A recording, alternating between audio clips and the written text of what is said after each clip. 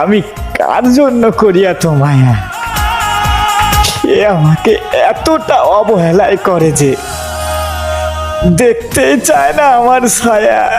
তোমায় আমি এ জীবনে কখনো প্রেমিক তোমার, প্রিয় তোমার, আমি আশিক তোমার।